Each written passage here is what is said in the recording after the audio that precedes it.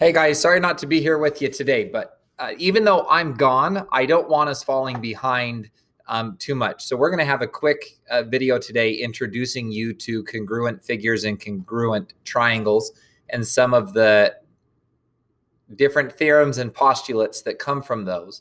And then when I'm back on Friday, we'll dig a little bit deeper. We'll go a little bit further with that understanding. So today's going to kind of be a quick introduction, a lot of new concepts to expand on a few things that you've seen in the past. So the first thing that I want to talk about is what it means to have congruent figures. Congruent figures basically are identical shapes. They have the same size, the same shape, the same angles, the same lengths of sides. They're exactly the same shape. They might just be rotated different, or they might be the same shape, but have different points and different variables involved. So for example, we have two figures down here that are congruent. This one is A, B, C, D on the left, and then on the right, we have E, F, G, H. Now, normally, if I were to draw a triangle and label it, if I were to call this triangle ABC, triangle ABC is this triangle, but you could also call this triangle BCA, or you could call this triangle CBA. So there's a lot of different ways to write this triangle. But when we're talking about congruent figures, I want you to notice the way that it's written down here below. It does matter the order that you put the letters in to show which parts of the shapes are congruent. So for example, this one starts with an A, this one starts with an E. You notice that those parts of the shape are what are congruent. Those are the same parts. So I can't say that ABCD is congruent to FGHE. That's not true, because I have to list them in the same order to show the congruent parts of the shape. So for example, this shape right here, this triangle, if I were to draw another triangle and say that they're congruent, but this one, if I list it EFG, it's important that I say triangle ABC is congruent. Remember, this means congruent to triangle. I want to start with the same angle that is angle A on this shape, which might be angle E. And then I need to list my angle B. So here, angle B is the 90-degree angle, and on this one, it's F. So that would be my next angle.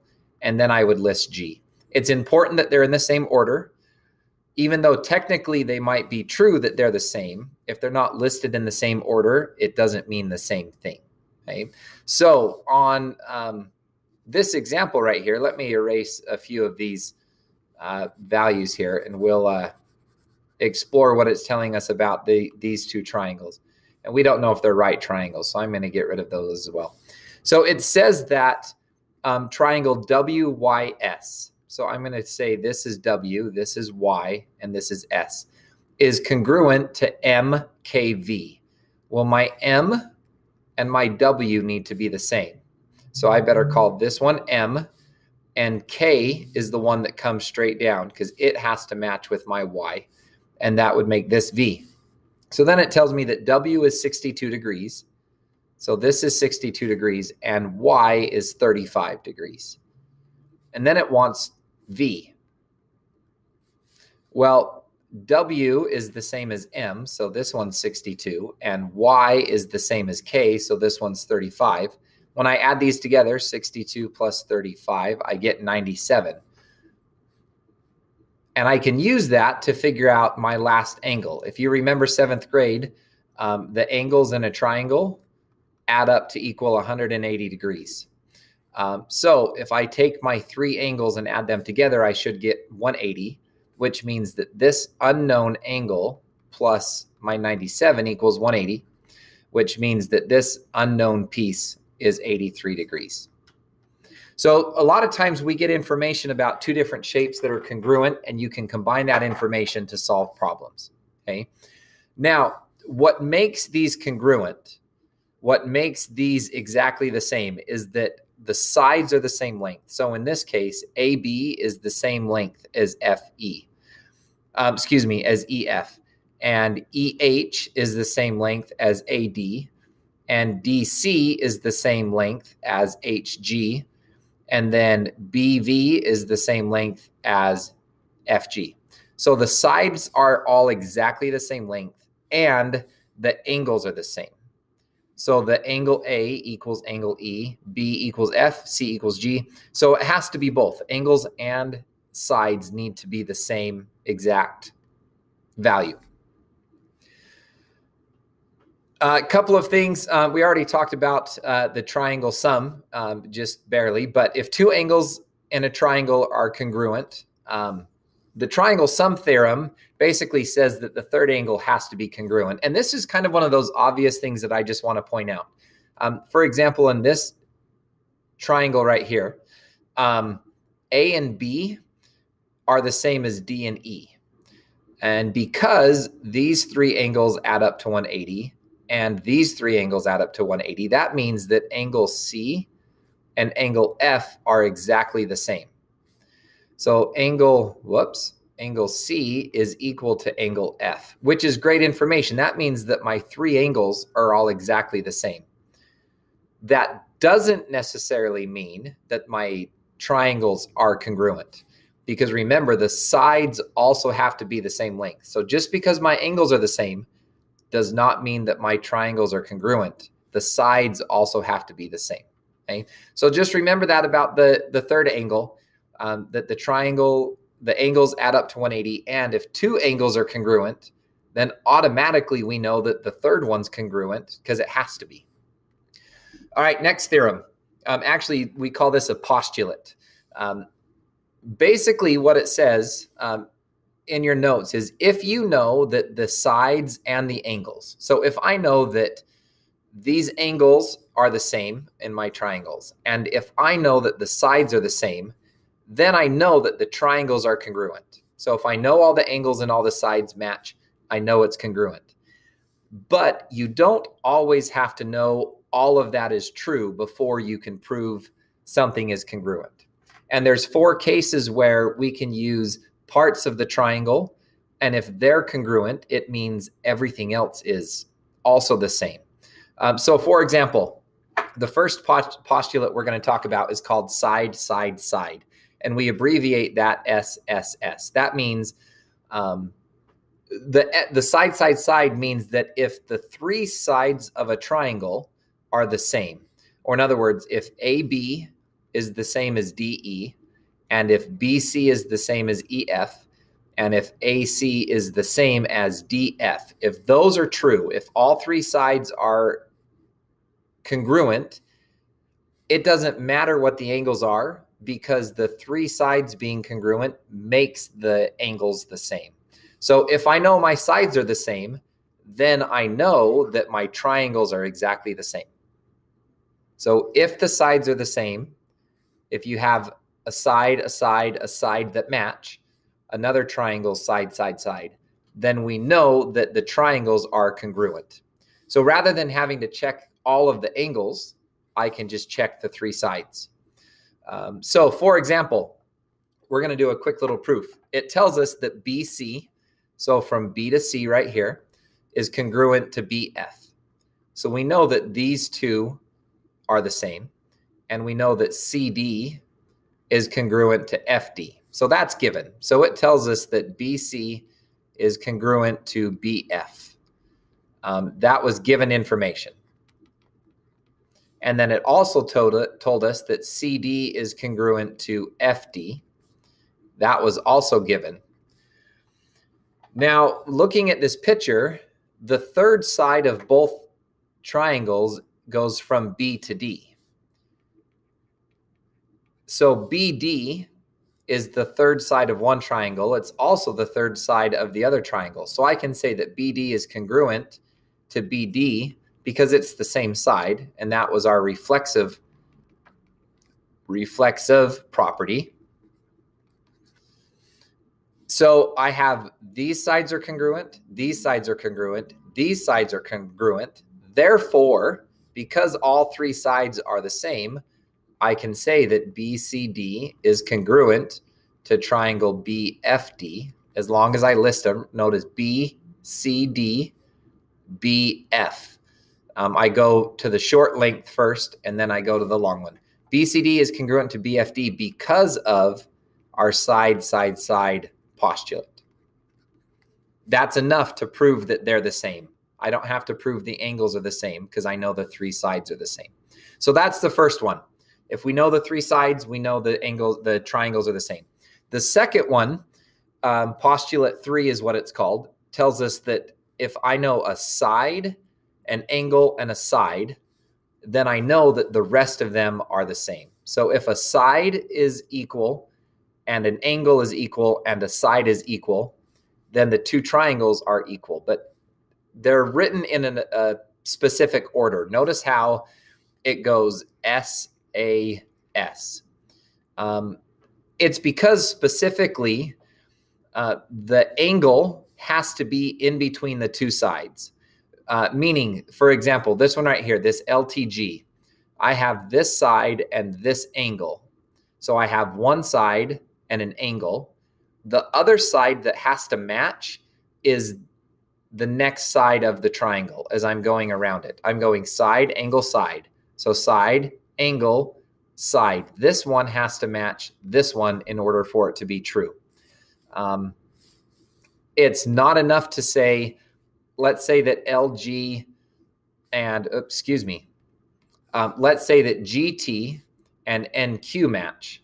Well, I do have a side, an angle, and a side, but they're not in that order. There's a side, an angle, and then I have a side right here that I'm not including. So this wouldn't prove that it's true because it has to go side, angle, side in that specific order. When I get back on Friday, I'll show you, I'll give you some examples to show you why that's true. For now, it's true, and that's going to be good enough for today. If you have a side and the angle and then another side, we know that the triangles are congruent. So in this problem, these two sides are the same, and this angle matches this angle. That's what that one little bar means in it. Remember, if there's two in it, that means the ones with the two match. If there's one, that means they match. So side, angle, side, angle. So I need to know if this side right here matches itself, which of course it does because it's the same side. So I know that these two triangles, I know that triangle BAC is congruent to triangle. Now we got to be careful that we use the right one. B is the same as D. So I start with D, and then I need to go to my angle, which is C, and then I need to go to A. I need to make sure that my angles match. So these are congruent because of side, angle, side. So that's our second postulate. The third one, or sorry, our second rule. The third one, which we call postulate 4, but we're going to nickname it angle, side, angle. So angle, side, angle means that if an angle and then a side and then another angle are congruent to a different triangle. So if A and D match, if AC and DF match, and if C and F match, that's enough to prove that the whole picture is equal. So if I know that an angle and then the side and then the angle are the same, then I know the entire picture is the same, is congruent. I don't have to prove everything. So for example, ASA, angle, side, angle. Looking at this picture, I have angle G, and then I have the side in between it and H. So I know an angle and a side and an angle. The problem with this picture is the side, if you look at ASA, the side has to be in between the two angles, and the side that I know on this one is not in between the two angles. On this one it is, but on this one it's not. So it can't be equal to that one. This one though, the side is in between the two angles. So I know that triangle GHO is congruent to triangle. Now G was my angle with the one line, which is the same as C. And then I go to my next angle I knew, which was H. In this case, it's A, and then T. So GHO is congruent to CAT because this angle and side and angle match. And that's enough information. So we can use these rules to do proofs. I know I'm going kind of fast. We'll get into more detail and slow down a little bit on Friday.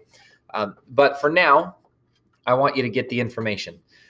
It wants us to complete the proof. It tells us that LKM, so it tells us that LKM, this angle right here, is equal or congruent to this angle.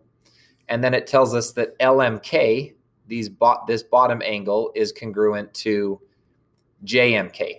So we have two angles that are congruent. That's the given. These are congruent. That gives us the information. We also know that this line in between them, KM, is congruent to KM. So it's kind of like we're treating these like two different triangles. Okay, this is K, this is M, this is also K, and this is M. And I know that these two angles match. I know that these two angles match. And I know that KM is the same as KM because of the reflexive property. So therefore, I know that by angle, side, angle, because I have an angle, the side in between it and another angle, because those are congruent, the whole triangle is congruent.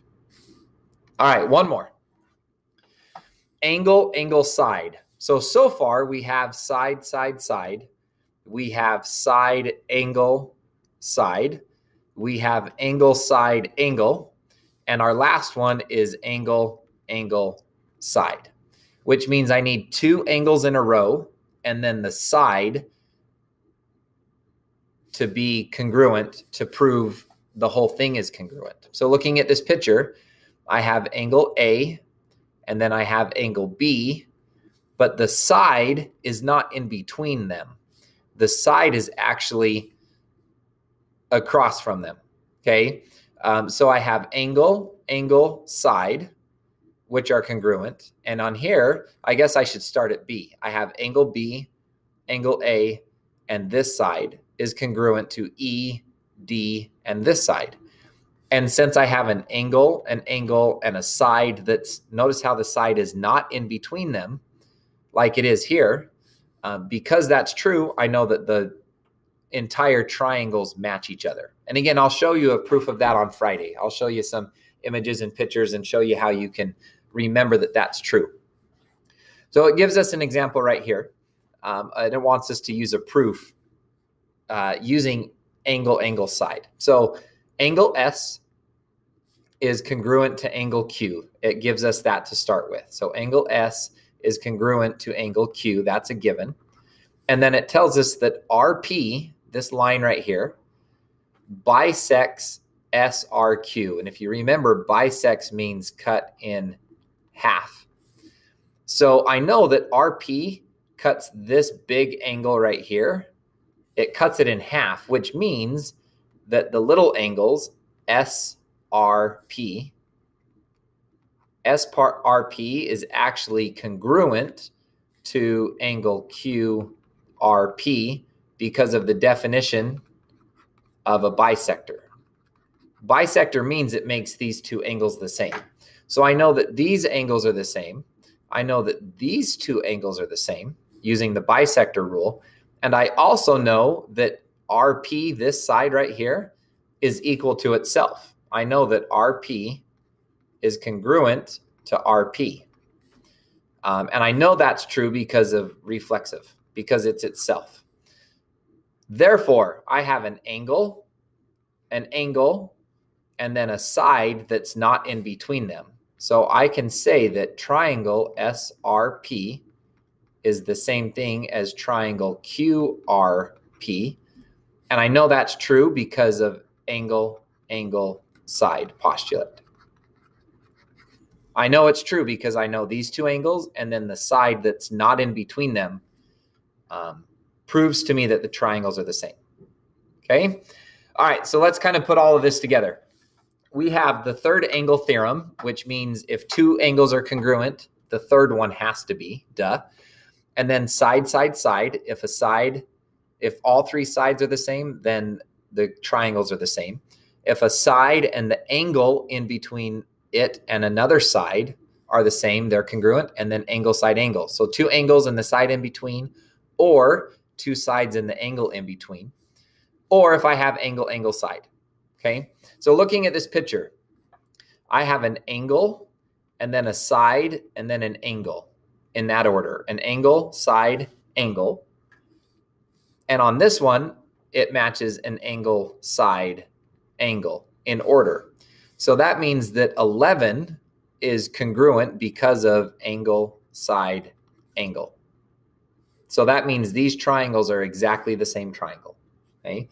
On 12, I have an angle and then I have a side, but notice that my other angle isn't next to my side. I have an angle and a side, but then I skip this one. So when I look at this, I have an angle. I have two angles that are next to each other and the side that's not between them. So I have an angle, another angle, and a side that's not in between the two angles. So that would be the angle, angle, side theorem that makes that true. Okay, you've got homework to do. You have homework number 21. Try all of the problems. I realize not being here and not being able to answer your questions can make this a little bit difficult, but I need you to try those problems. I think you should be able to get through most of them. When I get back on Friday, we'll answer questions for the first part of class, and then we'll explore more of the reasons why these things are true.